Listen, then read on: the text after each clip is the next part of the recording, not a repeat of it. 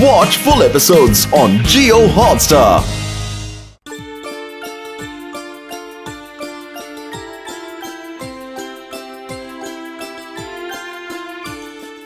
চল চল চল টুনি, বাসায় ফিরে যাই। হ্যাঁ হ্যাঁ, চলো চলো, সূর্য মামা ডুবে গেছে, এক্ষুনি ঝুপ করে সন্ধে নেমে যাবে।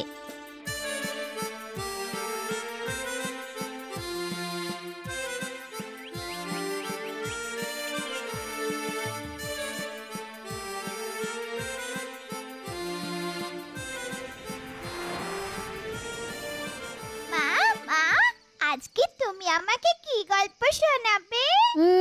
কি শোনাই কি শোনাই, আজকে আমি তোকে ঠাকুরমার ঝুলে লাল কমল আর নীল কমলের গল্প শোনাবো। মা, আজকে অন্য গল্প শুনবো, রাক্ষস খোকসের গল্প। আচ্ছা বাছা, তাহলে তাই বলছি, মন দিয়ে শোন। একটা গ্রামে একটা ভয়ানক রাক্ষস থাকতো। ওর একটা ভাই ছিল, সে ছিল খোকস। রাক্ষস খুব বদমাশ ছিল। আমার থেকেও দুষ্টু? হ্যাঁ, তোর থেকেও বেশি বদমাশ। রাক্ষস সব সময় তার ভাই খোকসের খাবার চুরি করে খেত, আর খোকস কিছু বলতে গেলেই রাক্ষস দাদা খোকস ভাইকে খুব মারত। তাই একদিন খোকস একটা বুদ্ধি করলো। কি বুদ্ধি মা? ও যেখানে খাবার রাখে তার চারদিকে একটা গর্ত করে সেখানে ঘাস পাতা বিছিয়ে তার কাছে খাবার রেখে দিল, আর গর্তের মধ্যে গোবর ভরে রাখলো। আর যখন তার রাক্ষস দাদা খোকস ভাইয়ের খাবার চুরি করতে এলো, অমনি রাক্ষস পড়ে গেল গর্তে। তারপর তো তার লেজে গোবরে কাণ্ড।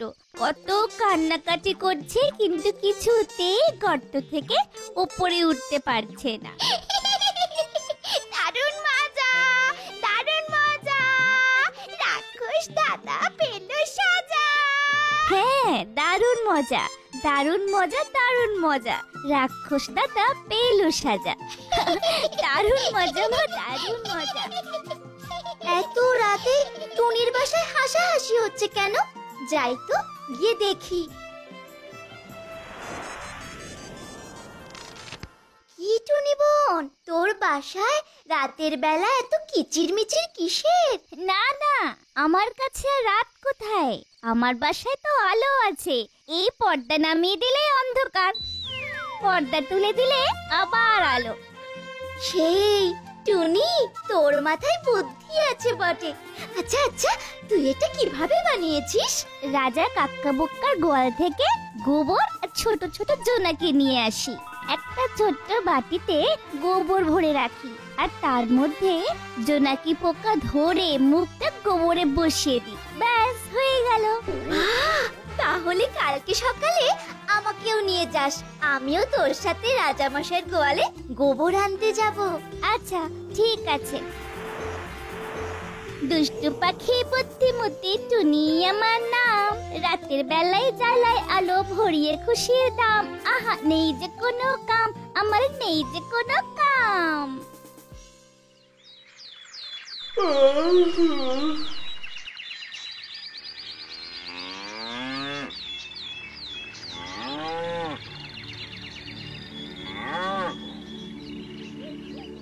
দে দে, তাড়াতাড়ি দুধটা দে। মহারাজ এই সময় দুধ না পেলে আবার কুরুক্ষেত্র বাদিয়ে ফেলবে। এই তো আমি ঘটিতে ভরেই রেখে দিয়েছি, নিয়ে যান। এই দেখ শালু, এইখানে গোবর একসাথে জড়ো করা আছে। বাবা, চল চল চল, এখান থেকে গোবর নিয়ে যাই, আর তারপর বাসায় গিয়ে একটু একটু করে জমাই। চল। হ্যাঁ হ্যাঁ, চল চল। একে টুনি আর শালিক রাজবাড়ির গোয়াল থেকে গোবর চুরি করছে। কথাটা এক্ষুনি মহারাজকে জানাতে হবে। কি, আরে দুধটা তো নিয়ে যান।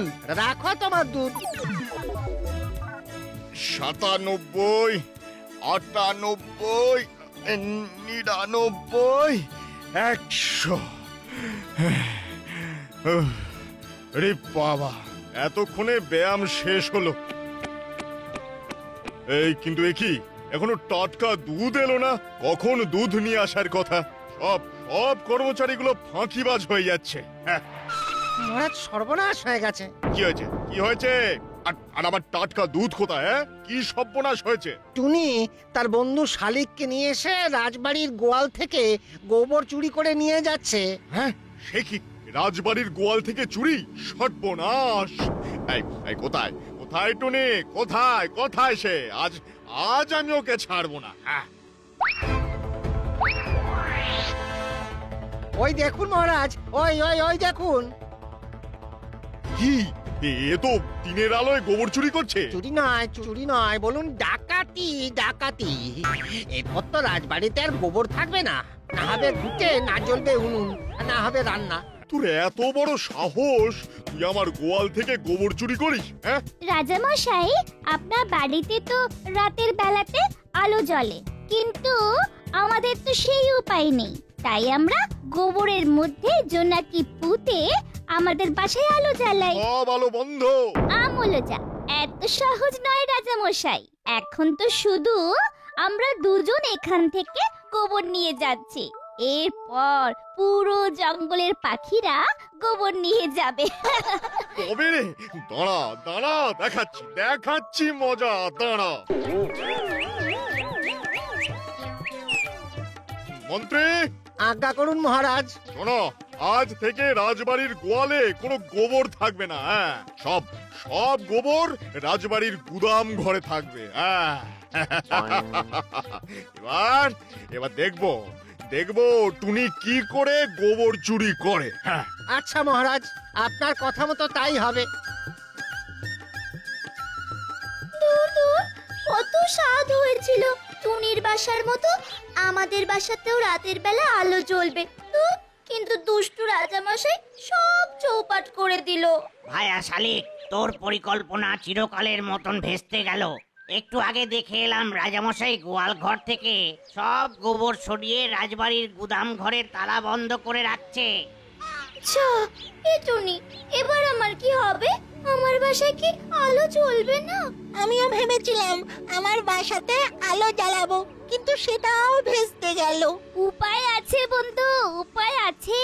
রাজবাড়ির গোদাম ঘরের ওপরে ছোট্ট ঘুলঘুলি আছে, সেটা দিয়ে আমি আর তুই আরামে গলে যেতে পারবো। চল চল, তাড়াতাড়ি চল, কেউ কিছু বুঝতেই পারবে না।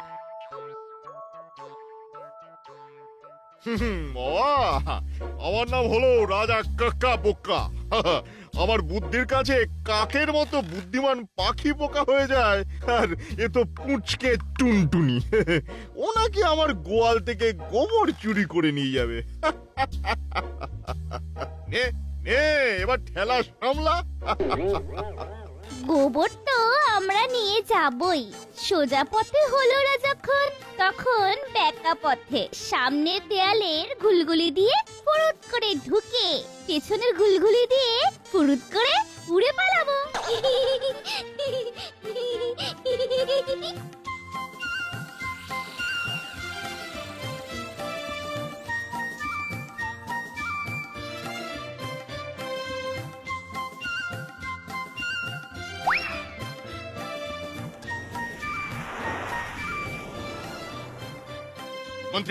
মন্ত্রী, পাকড়াও করো টুনটুনিয়ার এই শালিককে, পাকড়াও করো, এক্ষুনি পাকড়াও করো।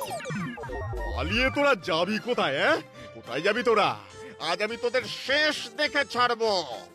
গোবর চুরি করে বাসায় আলো জ্বালানো, আজ তোদের বাসাই ভেঙে দেবো। এই মন্ত্রী, আজ্ঞা করুন মহারাজ। তুমি আর কয়েকজন প্রহরী মিলে টুনটুনি আর টুনটুনির সঙ্গী সাথীদের সবার বাসা ভেঙে দাও তো। যাও, এক্ষুনি যাও, আর রাজবাড়ির গুদাম ঘরের থেকে সব গোবর রাজকোষাগারে চালান করো। হ্যাঁ, এবার টুনি বুঝবে ঠেলা। তাহলে কোষাগারের হিরে মানিক ওগুলো গোয়ালে পাঠিয়ে দাও। হ্যাঁ, গোয়ালে পাঠিয়ে দাও, গোয়ালে দাও। হ্যাঁ, যথা আজ্ঞা মহারাজ।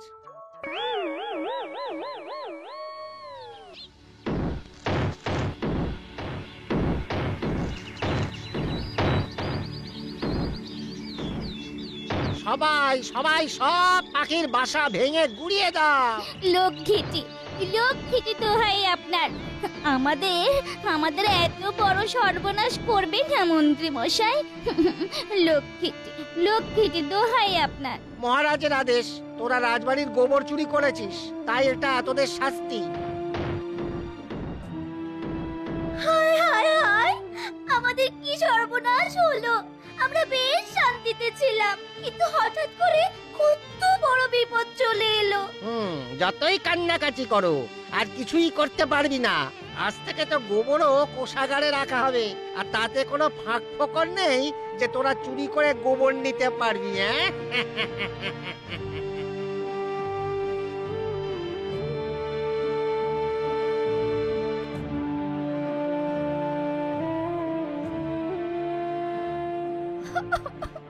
মা, মা, এবার আমরা কোথায় থাকবো মা?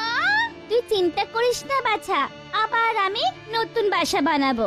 আর ওই দুষ্ট রাজামশাইকে এমন শাস্তি দেব যাতে তাকে নতুন রাজবাড়ি বানাতে হয়। পচা রাজা, দুষ্ট রাজা, এবার তুমি পাবে সাজা। কিন্তু কিন্তু আমাদের এত বড় সর্বনাশ করার পরে আমরা কিভাবে রাজাকে শাস্তি দেব? শোনো সবাই, এবার আমাদেরকে একজোট হতে হবে আর বটফল অসত্য ফলের খোঁজ করতে হবে। ব্যাস, এইসব গোবর এবার কোষাগারে রাখবে। আর টুনি কেন, কোনো মৌমাছিরও সাধ্য হবে না কোষাগারে গলবার। হ্যাঁ, এই সুযোগ বন্ধুগণ, আক্রমণ!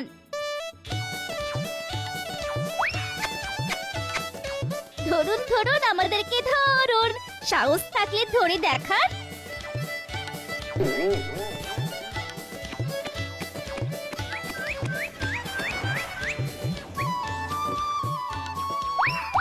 যা যা যা, চলে গেল, চলে গেল।